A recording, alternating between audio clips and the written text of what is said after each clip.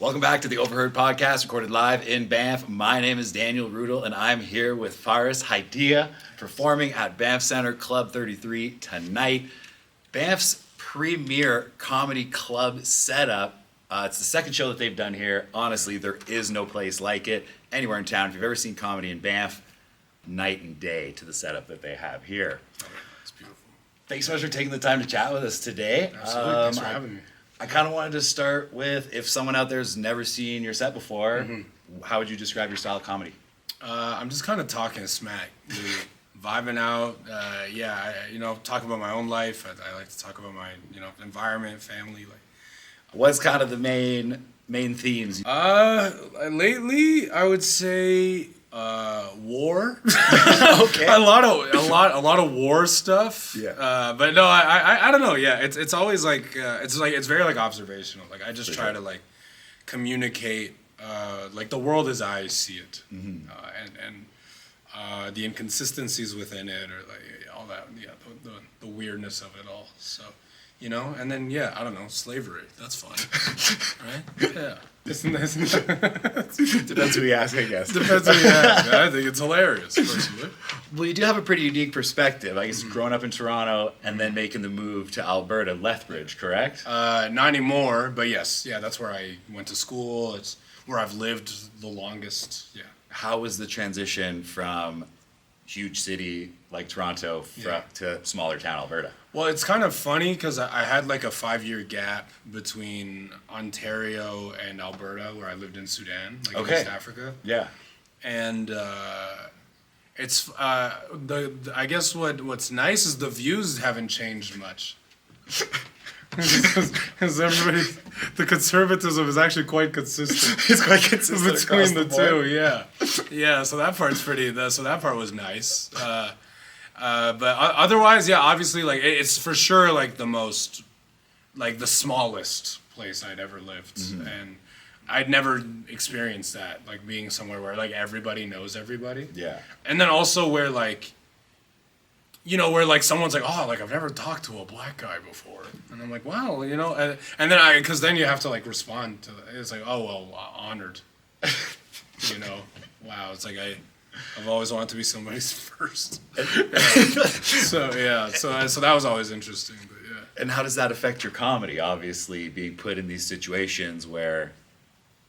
Yeah, well, I think that's I don't know, like living there, it turns comedy into like a coping mechanism for a lot. So like that was a big thing. Was I've used humor to get by at work to reduce tension between myself and everybody. So it was so it felt kind of natural that as time went on, comedy became more part of your life. Yeah, and then became like my art of choice, the passion that I ended up finding. So then it's a lot of that experience is what then also informs and the comedy. I mean, it is a good teaching mechanism, of course, when you're up there. Like, that was one of my questions, is how do you approach the more racially centered jokes to a more rural crowd? Honestly, I just think it's like just having empathy, meeting people where they're at. Like, I think one of because there's like this weird sort of, I don't know if it's like an elitist or like the city, like the progressive thing of like, assuming people are idiots or assuming people are dumb because they don't know, where it's like, no, they just don't know. You know what I mean? And like everything that they've learned about like I would say like, because like Alberta obviously like is so like blue collar, like people big time do things. People know how to fix stuff. Where I grew up, no one can fix anything. Nobody can. They're calling people. They're calling these guys. You know what I mean? And so it's like, it's just they're knowledgeable, but it's just that their experiences were catered in a different direction, So it's like understanding that and then approaching people in that way, I think helps like bridge those gaps. Because what I've always learned is that people don't want to hate you.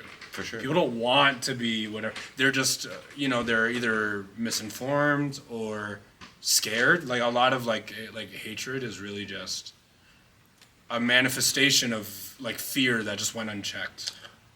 And again, as misinformed as some of it can be, or as accurate as other parts of it can be, when you don't acknowledge the cause, the disease, then yeah, they're gonna be mad when you make fun of the symptoms. Absolutely, man. And hey, it does leave the door open for some pretty good jokes in the Boy, meantime. does it.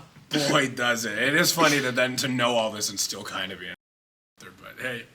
It's so good, That's the name of the game. 100%. Can't help it. It's good to know that there's a lot of thought behind what you're saying out there. Try to have, try to have some, like, and I think Alberta was really good for that, and that's why I actually appreciate it here, is like, I've always kind of ideologically had to push back, but then also had to, like, learn where people are coming from. For sure, because you don't want to alienate that side of a potential fan base neither, right? Well, not even just on a human level. Yeah. It's not even really thinking about fans or anything, but just even as a person that was like working at the bank. Yeah. Okay, how do I like find common ground with people? And it's like, a lot of the best way to do it is to just listen.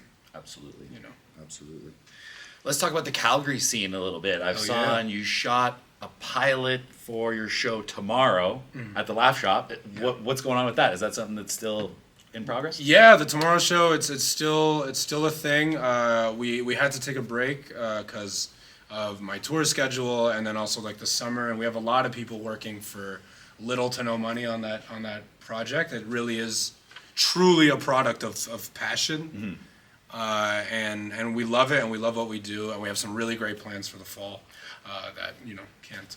Yeah, fair enough, Yeah. man. I was I love the concept. I said tune into the pilot, loved it, especially very similar to what we do here, except way funnier. So definitely go check it out. No, man, well, thank you. Yeah, we're excited about it. So. What can you say about the broader Calgary scene as a whole, as far as your place in it? Where do you think it's going? Where can they do better? Where can they do better? Sorry. Well, I mean, the Calgary scene, honestly, there's a lot of really great talent.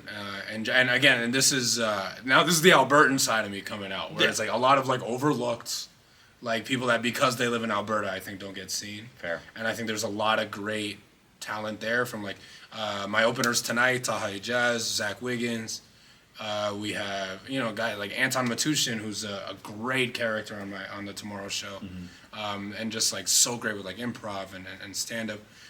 The likes of Brittany Lysing, who's just been killing it out in LA, and we have there's so much like talent there that doesn't get seen because I mean Canada as a whole lacks in media infrastructure, but then those holes are just so much more visible, and like those gaps are so much bigger in Alberta, and really show in Alberta.